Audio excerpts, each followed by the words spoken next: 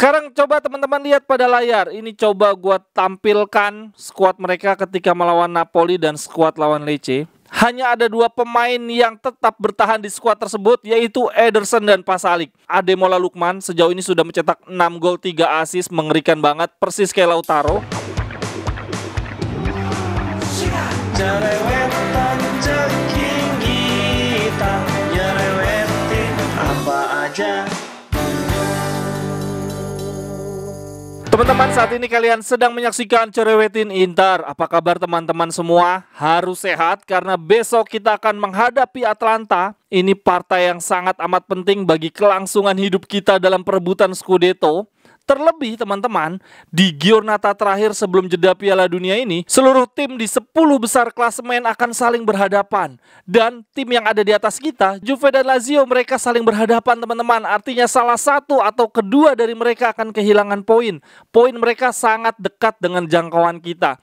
Kita bisa ngebalap Juve, bisa menyamakan poin dengan Lazio. Dan kalau teman-teman ingat, sudah ada peraturan baru di Liga Italia Serie A musim ini, bahwa kalau poin sama tidak lagi ada head to head, tidak ada lagi produktivitas gol, tidak ada lagi selisih gol, akan ditentukan dengan playoff. Jadi menyamakan poin dengan Lazio sangat amat penting. Lalu kalau Juve Lazio hasilnya seri gimana? Kalau menurut gua itu adalah hasil paling ideal. Gue berharap Juve dan Lazio seri, artinya Juve kita balap, Lazio jaraknya cuma -1. Itu adalah situasi terbaik yang bisa kita miliki. Menang lawan Atalanta, lalu Juve lawan Lazio berakhir seri. Tapi itu semua dengan asumsi kita menang lawan Atalanta ya teman-teman. Kalau kita sampai seri apalagi kalah, aduh, itu mas Scudetto makin jauh, lalu jarak 4 besar menjadi melebar. Menurut gua kalau sampai kita seri atau kalah, posisi Inzaghi akan semakin terancam. Terlebih setelah jeda Piala Dunia ini, pertandingan pertama kita akan melawan Napoli. Jadi teman-teman, jangan sampai kelewatan pertandingan besok jam 6:30 waktu Indonesia bagian Barat. Ini jam sehat, kita cerewetin live bareng-bareng. Sekarang kita coba bedah Atalanta lebih jauh teman-teman. Kita lihat di pertandingan mereka lawan Lecce, ini menarik banget.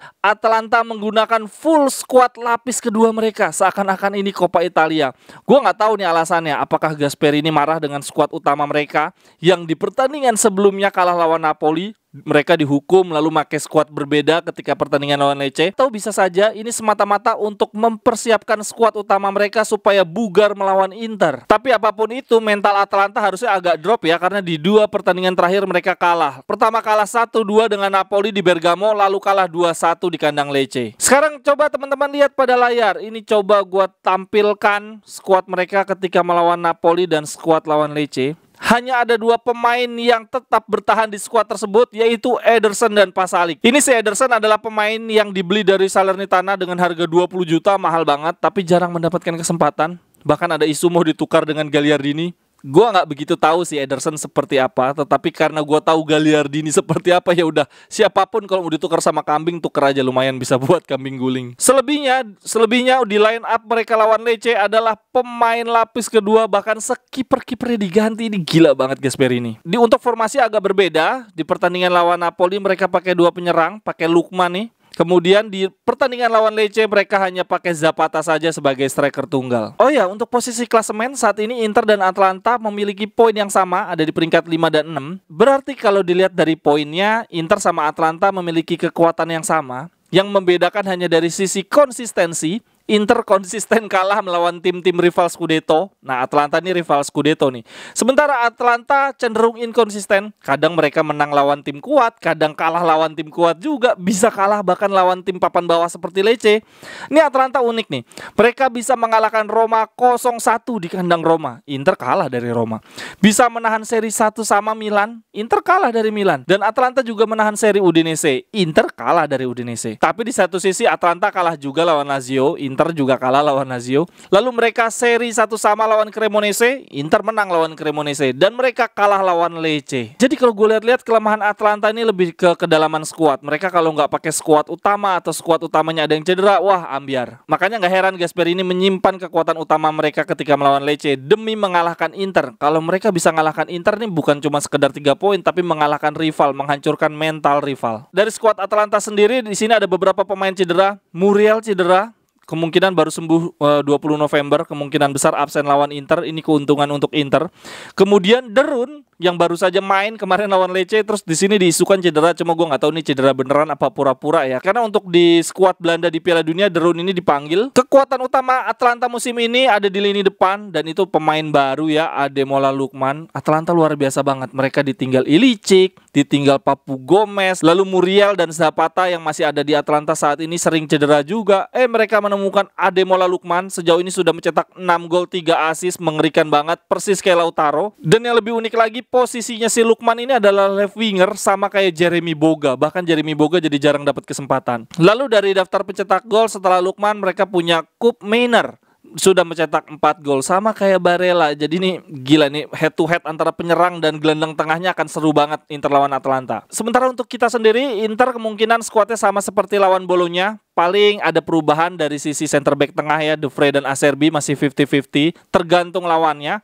Acerbi sangat bagus dalam duel udara, makanya dia kemarin ngebungkus Arnautovic. Sementara De Vrij bagus untuk penyerang yang lebih punya kecepatan ya, karena Acerbi sudah cukup lambat. Untuk siapa yang akan dipilih, apakah De Vrij dan Acerbi, ini murni tergantung lawan, karena untuk kualitas mereka sama, cuma karakteristiknya aja berbeda. De Vrij berhasil ngebungkus miliknya Juventus menurut gua, sementara Acerbi berhasil ngebungkus Arnautovic. Tinggal dilihat nih Atalanta akan masang siapa sebagai striker.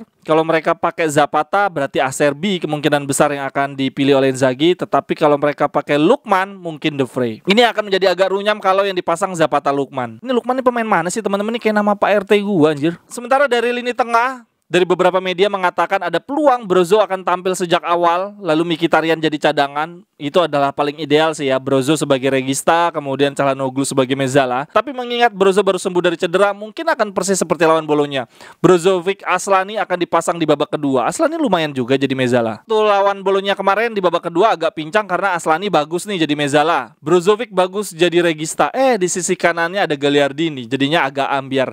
Nah kalau di sisi kanannya mungkin Barella, mungkin Mkhitaryan atau Calhanoglu. Aslani, Brozovic, Calhanoglu atau Mkhitaryan, Barella, ya menurut gua akan bagus-bagus aja sih. Sementara di lini depan rasanya nggak akan ada perubahan, tetap Zeko, Lautaro. Korea akan dimasukkan di babak kedua. Waktu lawan Bologna Korea nggak main sama sekali, berarti ini bugar banget. Gua sih kalau main Football Manager pasti yang gue pasang Korea karena lebih bugar. Zeko akan masuk di babak kedua. Cuma kayaknya nggak sih terlalu perjudian ya, karena Korea masih inkonsisten banget. Kalau menurut teman-teman gimana prediksi line up Atalanta versus Inter besok? Silakan analisisnya juga teman-teman di kolom komentar. Untuk Atalanta kelebihannya di mana, kekurangannya di mana. Ini partai terakhir sebelum jeda Piala Dunia. Kita cerewetin live bareng-bareng. Sampai ketemu di cerewetan-cerewetan berikutnya. Bye-bye, thank you.